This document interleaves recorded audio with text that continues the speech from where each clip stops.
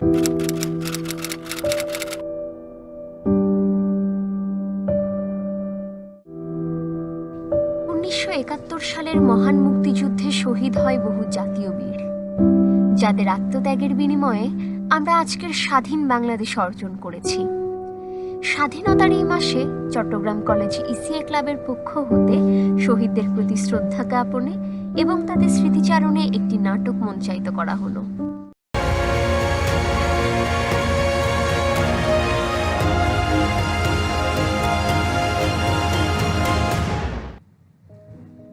সময়টা 1971 সালের 25শে মার্চের কালো অধ্যায়ের পরবর্তী ঘটনা। বঙ্গবন্ধু শেখ মুজিবুর রহমানকে গ্রেফতার করা হয়েছে। হায়না পাকিস্তানি মিলিটারিরা লিপ্ত হয়েছিল নারকীয় হত্যাযজ্ঞে। নিরীহ বাঙালি নিধনে মেতে উঠেছিল ওই হায়নাদের দল। পুরো দেশে বিরাজ করছিল অস্থির অরাজকতা, টান টান উত্তেজনা। তবে হানাদার পাকিস্তানি বাহিনীর এই নৃশংস হত্যাযজ্ঞ ও পরিকল্পনাকে নস্যাৎ করতে দেশের আনাচে কানাচে স্থানে স্থানে স্ফুলিঙ্গের মতো জেগে উঠতে থাকে মুক্তিবাহিনীরা। বাঙালিরা ধীরে ধীরে স্বাধীনতা ফিরে পাওয়ার আশায় যেন স্বস্তির নিঃশ্বাস ফিরে পেতে থাকে। আব্দুল ভাই, খবর শুনছেন? খবর তো ভালো না। কি চট্টগ্রামে হইতেছে গিয়ে ওই মিলজিতে জাহাজে করি মায়াজা গোলাগুলো হচ্ছে। কতই শুনি, রেডিও নাকি? না ভাই, রেডিও না, খবর হইতেছে গিয়ে ওই আমার এক মামা সিপিআরে ওনার থেকে শুনছি। খবর এটা হইলে তো আজকে সন্ধ্যায় কার্ফিউ জারি করার সম্ভাবনা আছে। ভাই এখন তো বলা যায় না কিছু, আল্লাহ আল্লাহ করার উপায় নেই, রাখে আল্লাহ মারে কে। তা ঠিক বলছো, খুব মাথা ধরছে। আমার দিকে চালাও। অধরের কি খবর? ও তো ভাই আমার কাছে থেকে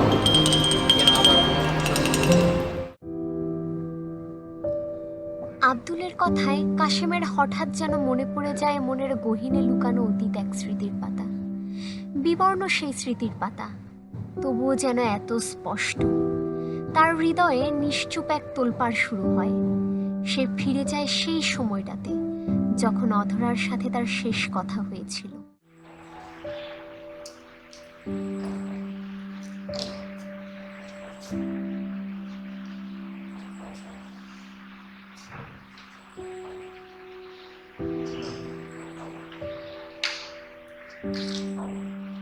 আমি ভেবেছিলাম তুমি আসবে না পাশে।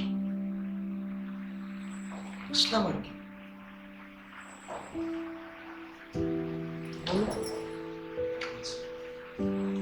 এই তো আছি, তুমি যেমনটা রেখে গেছো। অনেকদিন ধরেই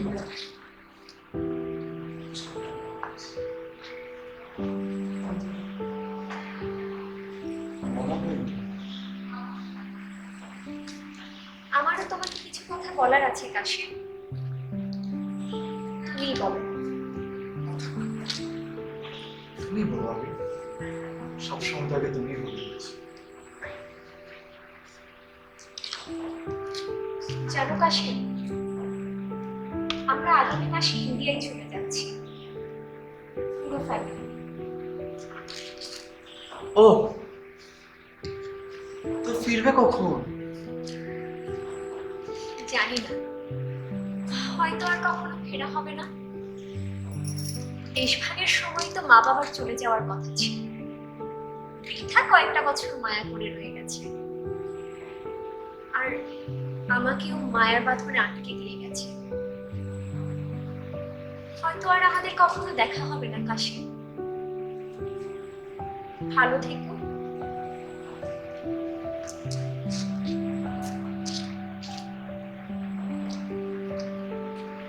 তোমার কি আমাকে আর কিছুই বলার নেই? কিছুই বলো।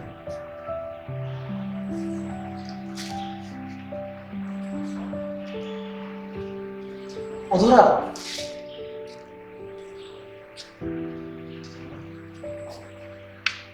চশমা পরা মেয়েদের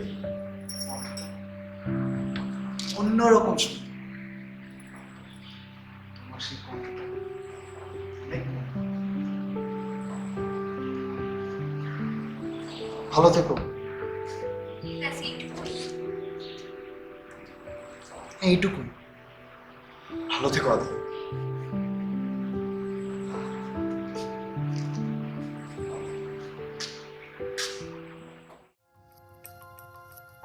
হঠাৎ করেই কাশিমের ধ্যান ভঙ্গ হয়। সে ফিরে আসে বর্তমানে, অতীতের বিবর্ণ স্মৃতির পাতাকে পেছনে ফেলে। এমন সময়ই চায়ের দোকানে এক বই পাগলের আগমন ঘটে। প্রতারতা ভাই, ওসব স্মৃতি থাক। এই জান ভাই, ওসব স্মৃতি থাক, ওসব নিয়ে কথা আমাকে বলা পড়ালাম চল। আরে আস্তে হাঁটে, সাবধানে। বই পাগল ভাই, বই পাগল। রাস্তায় হাঁটতে হাঁটতে বই পড়েন নাকি? জি ভাই। কি বই? কোয়ান্টাম মেকানিক্স নাকি?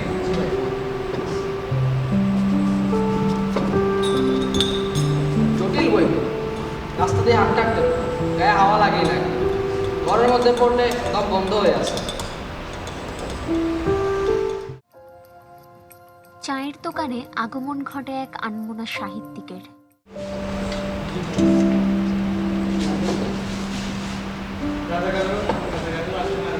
আরে সাহিত্যিক মশাই না তো? জি আছি তো। তো আপনার চেহারা একটু উদ্ভ্রান্তের মতো। সারা দেশ জুড়ে তো উদ্ভ্রান্ত। তাই আমার খুব ভয় করছে। কি নিয়ে পড়ে? যুদ্ধের এখন বিভীষিকা আমার কবি প্রাণকে বিচলিত করে তুলছে। শুনেন, আপনার অস্ত্র হচ্ছে গিয়ে কলম। আপনি শুধু কলম চালিয়ে যান, রচনা করে যান একের পর এক সাহিত্য। সাহিত্য দিয়ে শত্রুদের ঘায়াল করে যান, দেখবেন জয় আমাদের আসবে। বুঝেছেন? বুঝেন সাহিত্যিক ভাই? ঠিকই বলছি। বাবা ঠিক বলেছেন। সাহিত্যিক ভাইকে এক কাপ চা দেন, রং চা দিবেন, দুধ চা না। দুধ চা শরীরে কোনো উপকারই আছে, বরঞ্চ ক্ষতি করে। আমি সিদ্ধান্ত নিয়েছি, আমি আগামী 20 বছর যাবত কেবল বই পড়ব।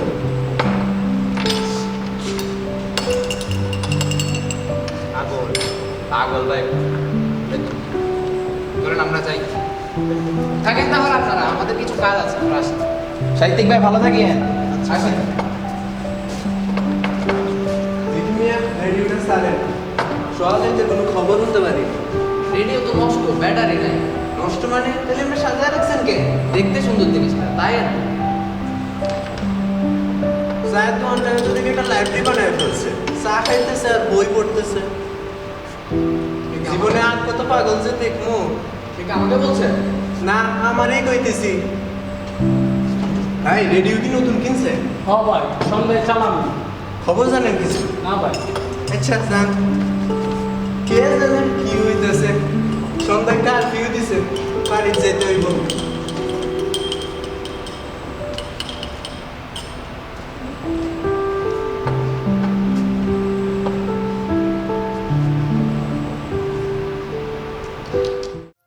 কবিরাজ মাইন মুক্তিযুদ্ধের একজন কমান্ডার।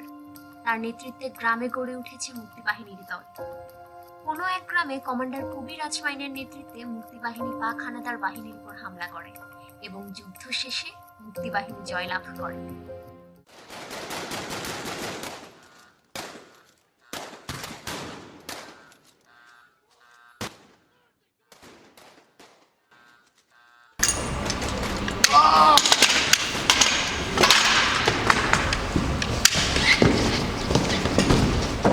কবিরাজ মাইন কাশেম সহ গ্রামের কয়েকজন যুবককে যুদ্ধের প্রশিক্ষণ দিতে থাকে।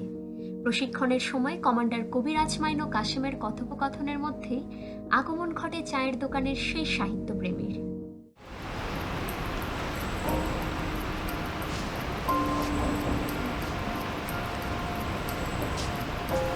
সাবধান!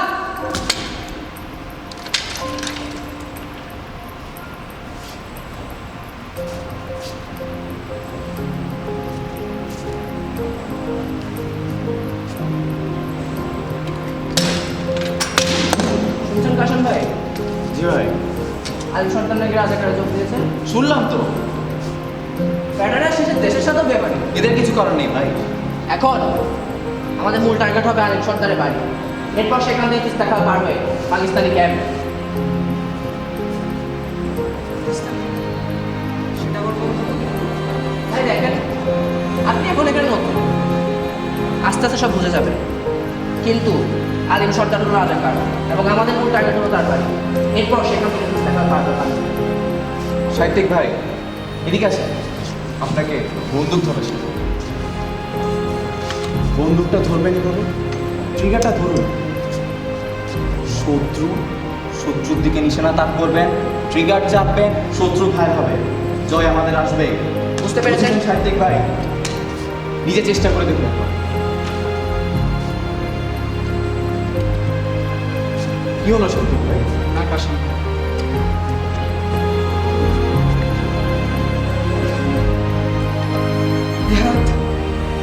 এহাত সাহিত্যিকের হাত, এহাতে অস্ত্র উঠবে না, উঠবে না। আমি এ যুদ্ধে অস্ত্র ধারণ করতে পারব না। আমি অস্ত্র ধারণে অপারগ, অসমর্থ। জানেন,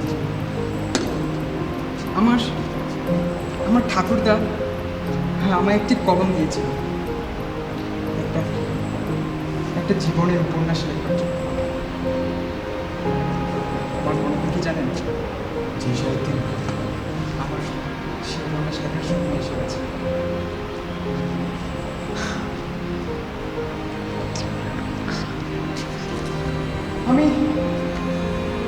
আমি দেখেছি ছোট ছোট শিশু, অবলা নারী এদেরকে ধরে নিয়ে গিয়েছে আমারই চোখের সামনে। আমি কিছু হায় রে, সকলই সীমার শয়তান কেন শুধু ফিরে আসে বারবার? তবু কেন হায় কৃষ্ণ হযরত আসে না ফিরে আবার? সময় এসে গেছে, সময় এসে গেছে। আমি সাহিত্যিক নির্মাণ করতে চলেছি সেই উপন্যাস, সেই জীবনের উপন্যাস। এই উপন্যাস কোনো শোক গাথা নয়, বরং সভ্যতার আড়ালে সভ্যহীন এক নির্লজ্জ উপাখ্যান, নির্লজ্জ উপাখ্যান। স্বর্গীয় কারাবাস, স্বর্গীয় কারাবাস। প্রজন্ম থেকে প্রজন্মে, যুগ থেকে যুগে এ যুদ্ধের পশ্চাতে এমন হাজারো স্বর্গীয় কারাগার রচিত হবে এ বাংলার ভূমি। হয়তো আমারই মতো অন্য কোনো সাহিত্যিকের হাত ধরে, অন্য কোনো নামে, অন্য কোনো পথে। সাহিত্যিকের প্রস্থানের পর হন্তদন্ত হয়ে প্রশিক্ষণ ক্ষেত্রে আগমন ঘটে মুক্তিবাহিনীর গুপ্তচর শেফালি।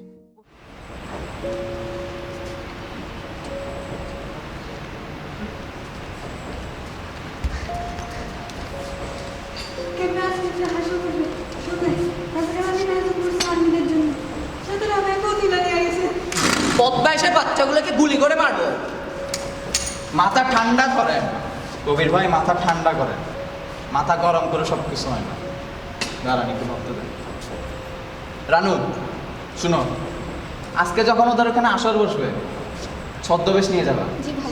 কিসের ছদ্মবেশ নিবা? ছদ্মবেশ নিবা হইতেছে গিয়ে শরবত নিয়ে যাবা।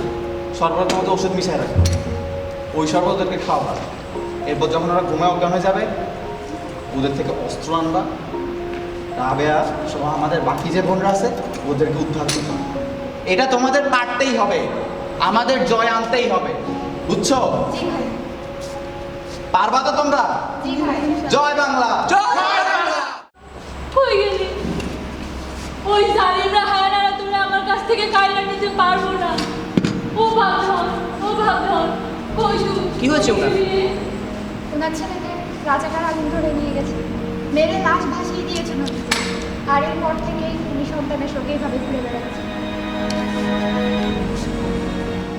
রানুর মুখে সন্তানহারা এক মায়ের করুণ পরিণতি শুনে স্তব্ধ হয়ে যায় সকলে।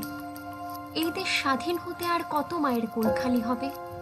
এই দেশ কি সইতে পারবে সন্তানহারা লাখ লাখ মায়ের বেদনা আর আর্তচিৎকার? বিকালে রাজাকার আলিম সর্দার মিলিটারি ক্যাম্পে যাওয়ার জন্য তৈরি হতে থাকে। এমন সময় রাজাকার আলিম সর্দারের বোন খোদেজা আসে তার ভাইকে বোঝাতে। ভাইজান, মিলিটারি ক্যাম্প যাইতেছেন? ও আজকে সন্ধ্যায় ওনাদের লাগে গান বাজনার আয়োজন করছি। বিদেশি মানুষ কোনো কাতির জন্য কত দরকার নাই। ভাইজান আল্লাহ দেশের লোকের গায়ে দেবি মুক্তিবাহিনী যাবে আমরা ছাড়বো না। তুমি চুপ থাকো। মাইয়া মানুষ, এত কথা কিসের? ওয়েস্ট ইন্ডিয়ার দালালে বইরা গেছে, এত তাড়াবার জন্য ওনারা আসছে। আজ রাতে ক্যাম্পে গান বাজতে হইব, ওখানে আমি থাকবো, বাসায় আসুন না। আল্লাহ কবে যে সব ঠিক হবে, আমার ভাইয়ের সুমতি দাও। সন্ধ্যায় মিলিটারি ক্যাম্পের সামনে আব্দুল, শেফালি ও রানু ছদ্মবেশে হাজির হয় তাদের পরিকল্পনা বাস্তবায়নের উদ্দেশ্যে। কিছু পাকিস্তানি মিলিটারি তাদের ঢুকতে বাধা দেয়। এমন সময় রাজাকার আলিম সর্দার এগিয়ে আসে তাদের দিকে। কিধার যাতা হে? আরে এদের আসবার দিন, আমি আসতে কইছি আপনাকে নাচ গান করে আনন্দ দেওয়ার জন্য। আরে ক্যাম্পে মাইয়া মানুষ এতদিন পর। জি আপনার জন্য আর ওই আর্মিদের জন্য একটু শরবত নিয়ে আসছি, নেন খাইলে আসা ভালো জমবো, আমরা নিজের হাতে বানাইছি। ওরে আমি শরবত কি খাবো? তোমরাই তো বড় শরবত। আচ্ছা যখন আনছো তখন একটু খাইয়া দেখি, চলো।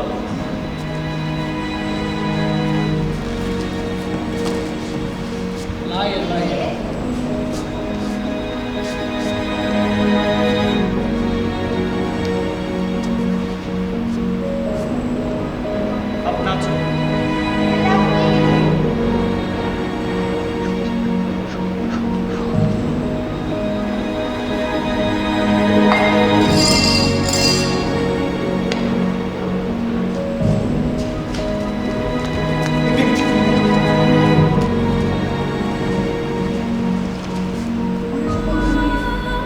আমি আর আপনাদের আগে আপনারা তো অস্ত্রগুলো নিয়ে নেন।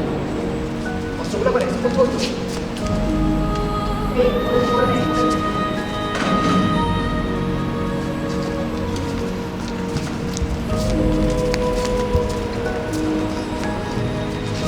সকালে রাজাকার আলিম সর্দার ও মিলিটারিদের ঘুম ভাঙলে ওরা বুঝতে পারে পুরো ব্যাপারটাই ছিল মুক্তিবাহিনী ও কাশেমের পরিকল্পনা।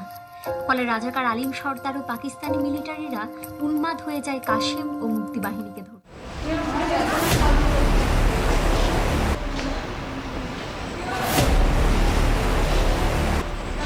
अबे सब उठिए उठिए उठिए उठिए उठिए उठिए उठिए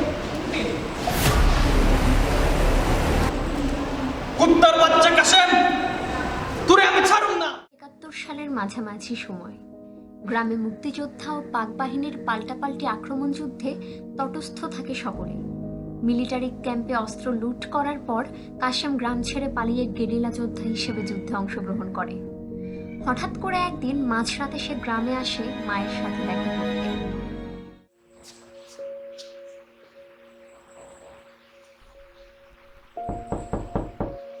কে ওখানে এত রাতে? বাবা কাশেম, এতদিন পর এলি? আয় আয় বাবা, ভিতরে আয়। আয় বাবা, জানি তুই দেশের জন্য যুদ্ধ করছিস, তবুও মায়ের মন বাবা খুব আনচান করে। ভাত খাবি না? আয় আয়। না না না না, ভাত খাবি, আয় বস বস।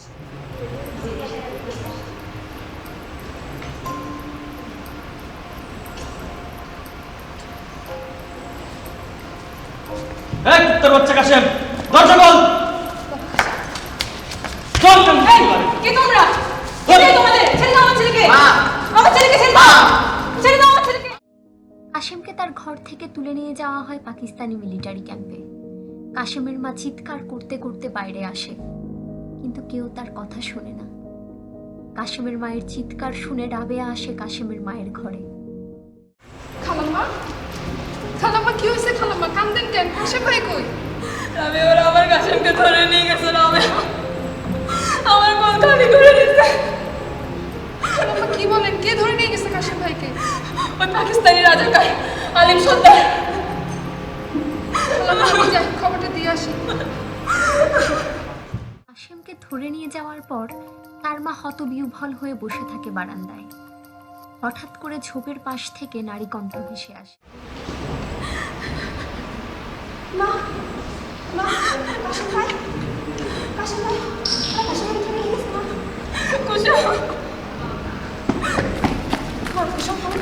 তুই পালা, তুই পালা, আমার জন্য ভাত খাবে না, তুই পালা। হঠাৎ পাক বাহিনীর বুটের আওয়াজ পেয়ে পালিয়ে যায় কুসুম। ঘরের ভেতরে পুনরায় আগমন ঘটে সেই নরপশুদের। इधर कौन है? কেউ নাই, তোরা কেন আসছিস এখানে? बंगा दुश्मन को खत्म करने के लिए।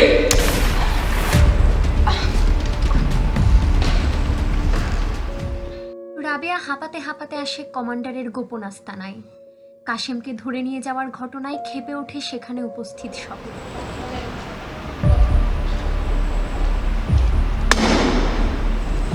সর্বনাশ, কাশিম বাড়ি ধরে নিয়ে গেছে। বলো কি, কাশিমে কি হয়েছে?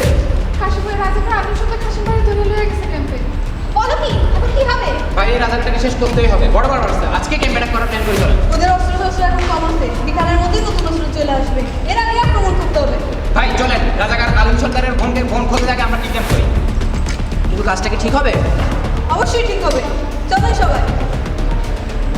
কিন্তু এভাবে একটা মেয়েকে তুলে এনে রাখা কি ঠিক হবে? হাজার হোক, দোষটা ওর না, ওর ভাই করছে। রাখো তোমার নীতিবাক্য, যুদ্ধের সময় নীতিবাক্য দিলে হয় না, বল প্রয়োগ করতে হয়। চল সবাই।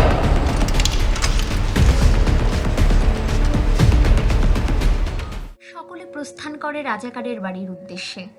রাতের অন্ধকারে কমান্ডার কবির রাজমাইনের নেতৃত্বে সবাই মিলে রাজাকার আলিম সর্দারের বাড়ি ঘিরে ফেলে। কমান্ডার রাজমাইন দরজায় কড়া নাড়ে।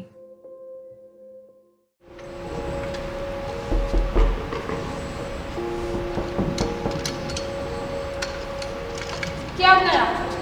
কি চাই রাতে? জানেন আপনাদের কার বাড়ি?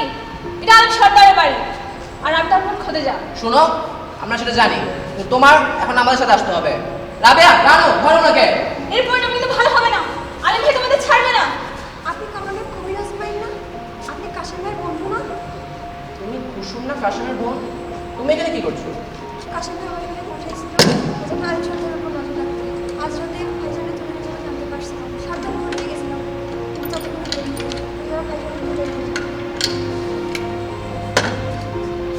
শোনো, কাশিম ভাইকে আমরা ছাড়া দেবো, কিন্তু তার জন্য তোমার সাহায্য লাগবে আমাদের। আপনারা মুক্তি বাহিনী? আমিও যাবো আপনাদের সাথে। ভাইয়ের কাজ আমার একদম ভালো লাগে না, আমিও যুদ্ধ করতে চাই।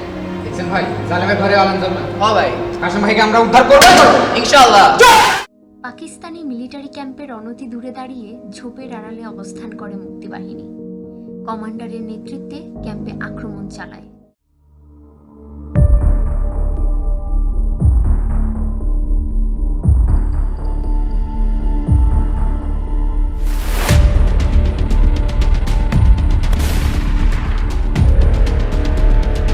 बाहर क्या हो रहा है? बाहर तो कोई नहीं है। अरे अरे, इधर तक उल्टा पड़ा है। क्या हमला ने हमला कर दिया क्या? वहाँ पर क्या है?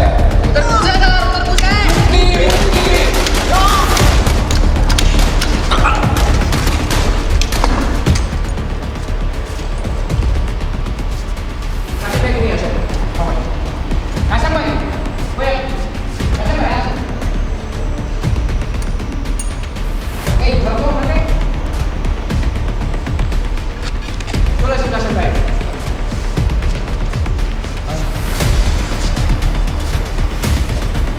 ওদেরকে ছাড়তে হবে, ওদেরকে ছাড়া যাবে না।